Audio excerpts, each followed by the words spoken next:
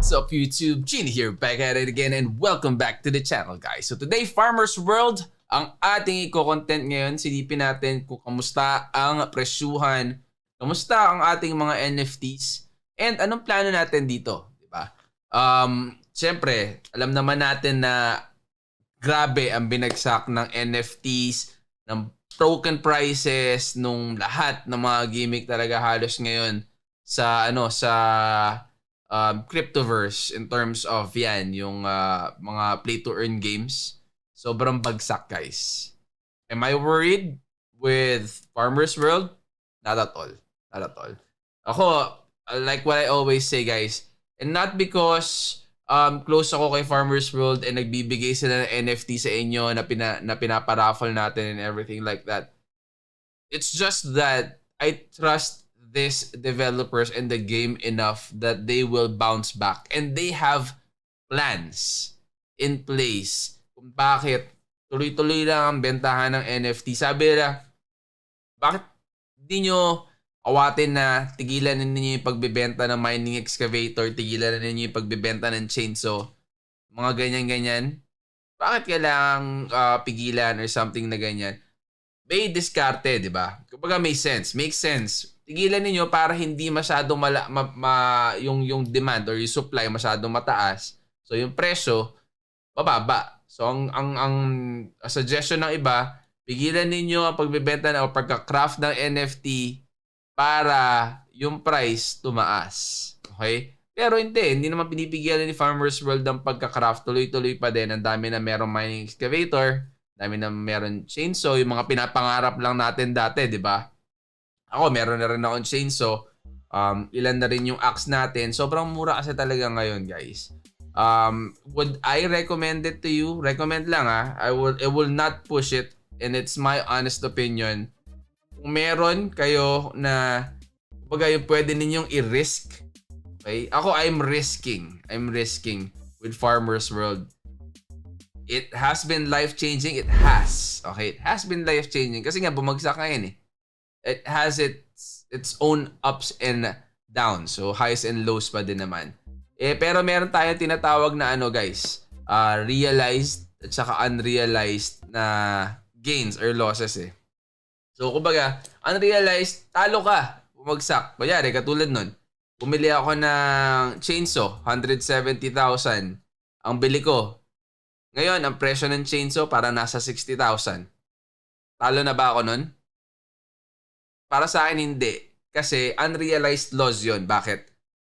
Hindi ko pa naman binibenta to eh. Kumbaga, kung nabili ko yung chainsaw ng 170,000, bumagsak ng 60,000, binenta ko, nabili, yun, realized loss yun. Talo ko talaga doon. Diba? Pero, since I'm holding on to it, tuloy-tuloy lang ang generation. And, makikita ninyo sa screen.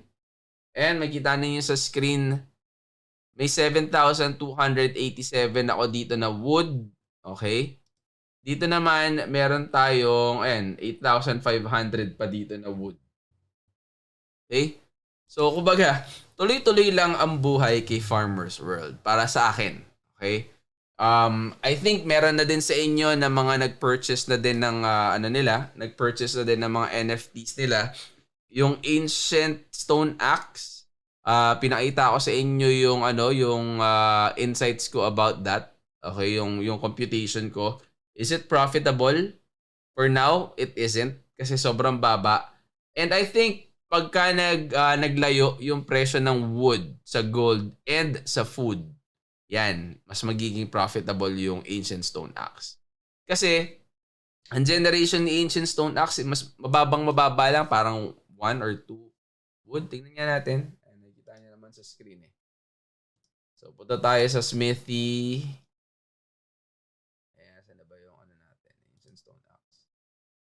And 0.7 nga lang eh. Na wood eh. Diba? 0.7 tapos meron kang energy consumed na 4 which yung kino-consume niya na food. And then meron kino-consume na na durability which is yung gold din. So, since baka na-eat up lang or kinakain lang nung energy at saka nung durability or nung gold at saka food yung na-generate niya na wood, That's why negative kayo dyan kapag yan yung ano. So, sa mga ano, sa mga merong Ancient Stone Axe, pwede nyo naman gamitin eh. Pwede nyo siyang gamitin, pwede nyo i-mine. Yun lang. Pag nagbenta kayo, hintayin din yung tumaas. Okay? Kung kunyari, 0 point, kunyari ngayon, 0 point, magkano ba ngayon na ang wood? 0.96. So, kung kunyari, tumaas ng 0.15 or so. Tapos yung gold mo is mas mababa. Diba? Then, pwede. Pero ngayon, I think it's too close pa din. Masyado pang close yung gap ng wood at saka ng gold. The rest, stone axe above, I think you guys are in good shape. Okay? Stone axe kasi, ang pinoproduce niya, asan si stone axe natin, guys? Is 1.7, energy consumed is 5, durability consumed is 3. So I think okay pa naman siya. Tingnan natin ano niya. Wala dito yung ano eh. Kape oh.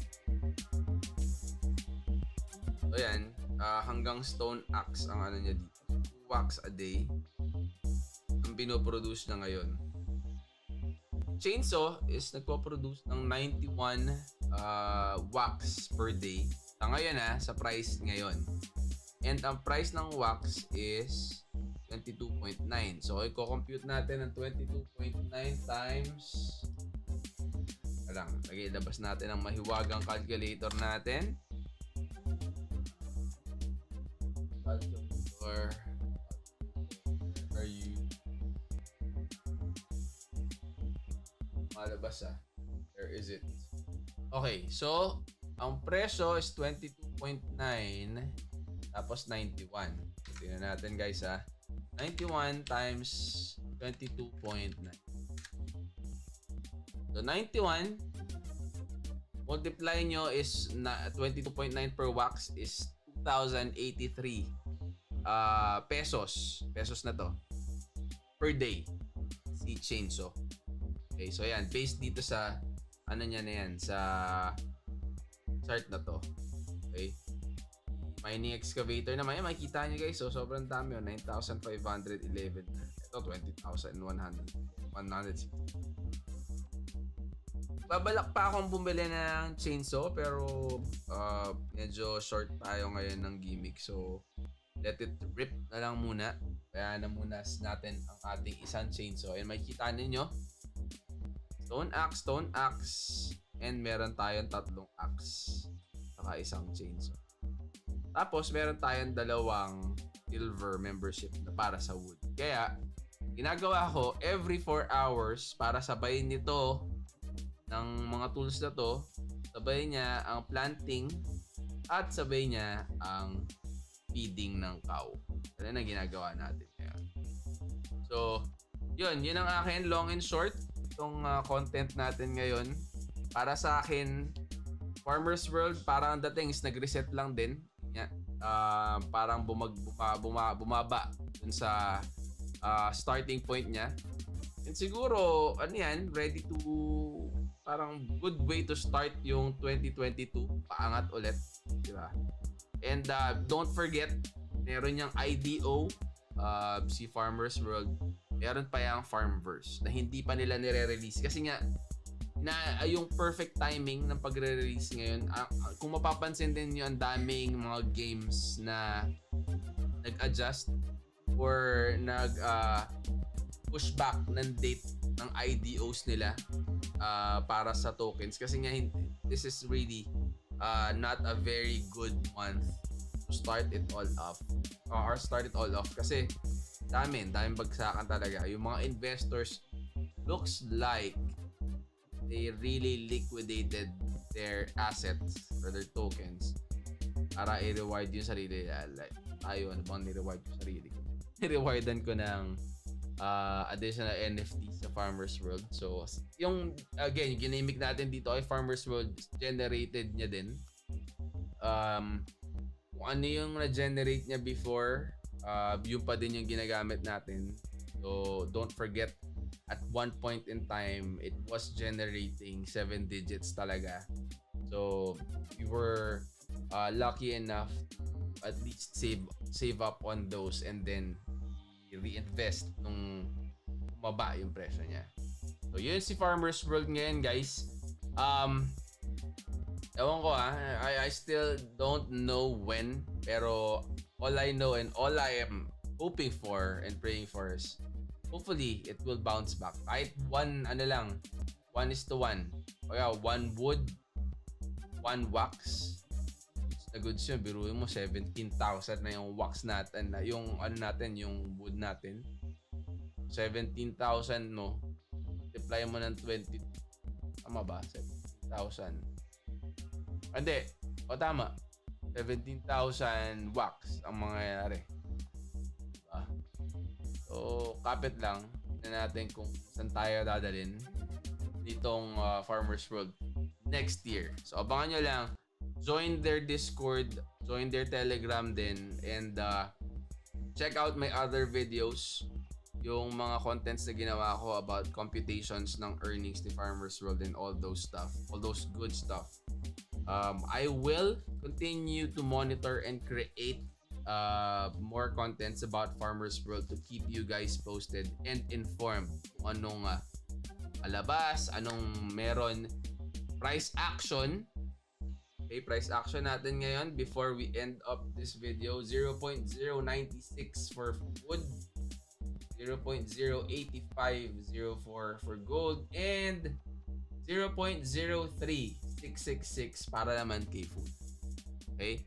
So, if you're new to my channel, guys, please do not forget to click the like, the subscribe, and click the bell. Set that to all para lagi kayong notified sa mga game updates, announcements, game reviews, walkthroughs, anything and everything NFTs. Isa lang si Farmer's World sa fini-feature natin na napakaraming NFTs. Check out my channel din. Baka meron kayo matipuhan doon.